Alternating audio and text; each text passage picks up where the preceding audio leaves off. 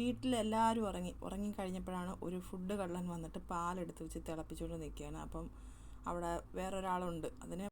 അത് പിന്നെ നമുക്ക് പ്രത്യേകിച്ച് ഒരു പേരിടാൻ പറ്റത്തില്ല. എന്ന് വെച്ചാൽ പല കാര്യങ്ങളാണ് ചെയ്യുന്നത്. എല്ലാത്തിലും ഞാൻ മികച്ചതെന്നുള്ള ഒരു നടിപ്പ്, കൂടെ നിന്നിട്ട് ചതിക്കുക, പരദൂഷണം പറയുക, ഒറ്റിക്കൊടുക്കുക.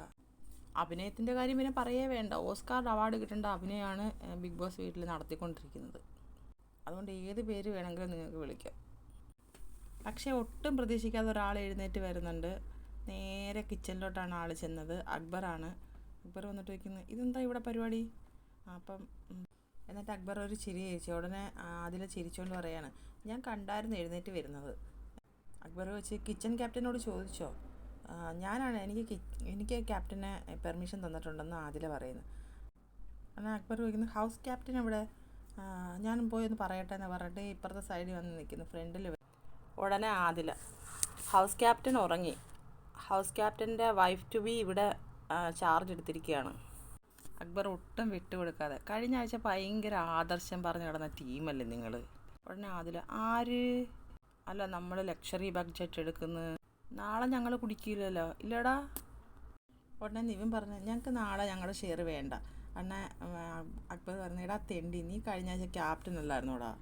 ഇപ്പം ഞാൻ ക്യാപ്റ്റൻ അല്ലല്ലോ. അല്ല, അപ്പോൾ കഴിഞ്ഞ ആഴ്ച പറഞ്ഞ ഡയലോഗ് നിനക്ക് ഓർമ്മയില്ല യോഗട്ടിൻ്റെ കാര്യത്തിൽ? ഈടാ സത്യം പറയട്ടെ, നിന്നെപ്പോലെ ഒരു അവസരവാദി ഉണ്ടല്ലോ, നിന്ന നിൽപ്പിൽ മറുകണ്ഠം ചാടുന്ന ഒരു സ്വഭാവം ബിഗ് ബോസിൻ്റെ ചരിത്രത്തിൽ ഞാൻ കണ്ടിട്ടില്ല എന്ന് നിവിൻ പറയുമ്പോൾ, നീ കാണാൻ വഴിയില്ലല്ലോ, നീ ഇങ്ങനെ നോക്കിയാൽ മതി വയറിൻ്റെ അടുത്തോട്ട്. ഉടനെ നിവിൻ ചോദിക്കുന്നത്, ഇനി എന്തെങ്കിലും പറയാനുണ്ടോ? ഇല്ല, അത് തന്നെ മൊത്തത്തിൽ പറയണമെന്ന് തോന്നി. അപ്പം നിവിൻ പറഞ്ഞ സന്തോഷം. അതിൽ ചോദിക്കുന്നത്, നീ എന്തിനാണ് എപ്പോഴും വയറിന്മേൽ പിടിക്കുന്നത്? അമ്മച്ചിമാരെ കൂട്ട്. ഇനി 10 ദിവസം കൂടെ അല്ലേ ഉള്ളു പുറത്ത് വരാനോ എന്ന് ചോദിക്കുന്നത് അതിൽ. പിന്നെ ചോദിക്കുന്ന, ഗർഭിണിയാവണ്ടേ, കൊച്ചിനെ നോക്കണ്ടേ? നിവിൻ ചോദിക്കുന്ന, നിനക്ക് പ്ലാനുണ്ടോ ഗർഭിണിയാവാൻ? എനിക്ക് പേടിയാണ്, പക്ഷേ എനിക്കൊന്ന് ട്രൈ ചെയ്യണമെന്നുണ്ട് അതിൽ പറയാം. ഞാൻ കൺസീവ് ആവുന്നത് അവൾക്ക് പേടിയാണ്.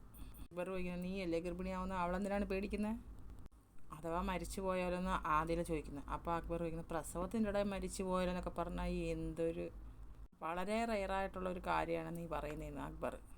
എനിക്കെങ്ങാനും എന്തെങ്കിലും സംഭവിച്ചു പോയാൽ എന്തോ ചെയ്യുമെന്ന് ആദില ചോദിക്കുന്നു. അങ്ങോട്ടാവ്, നീ എന്തിനാണ് നോക്കി നിൽക്കുന്നതെന്ന് നിവിൻ പറയുന്നു. നിനക്കൊരു ഗേ കപ്പിളിനെ അറിയാമോ? മേക്കപ്പ് ഭയങ്കരമായിട്ട് ചെയ്യുന്ന ഒരാൾ. അവരെ മക്കളെ കണ്ടിട്ടില്ലേ? നല്ല രസമല്ലേ? അവർ ദത്തെടുത്തതാണോ അല്ലാത്തതാണോ എന്ന് എനിക്ക് അറിയത്തില്ലെന്ന് പറയുന്നു. അക്ബർ അങ്ങ് പോയി കേട്ടോ. ഞാനും പോയി മേക്കപ്പൊക്കെ ഇടട്ടെന്ന് നിവിൻ പറയുന്നു. നീ മേക്കപ്പ് ഇട്ടാൽ നല്ലതാണോ? ഞാൻ മേക്കപ്പ് ഇട്ടാൽ നല്ലതാണോ എന്ന് ചോദിക്കുന്നത്. അവരിടുന്ന നല്ല വീഡിയോയിലൊക്കെ ഞാൻ കണ്ടിട്ടുണ്ട്, എനിക്കറിയത്തില്ല, നീ ഇട്ട് നോക്കുന്നു അതില പറയുന്നു. പാലെടുത്തത് അക്ബർ കണ്ടതുകൊണ്ട് നിവിൻ പറയുന്നു, ഇന്നിപ്പോൾ ആകെ പ്രശ്നമാകും, നമ്മുടെ തല തിന്നു എല്ലാവരും കൂടെ. അടുത്തൊരു ലൈവ് അപ്ഡേറ്റുമായിട്ട് വരാം. എല്ലാവരും എൻ്റെ ചാനലൊന്ന് സബ്സ്ക്രൈബ് ചെയ്യണേ, സപ്പോർട്ട് ചെയ്യണേ.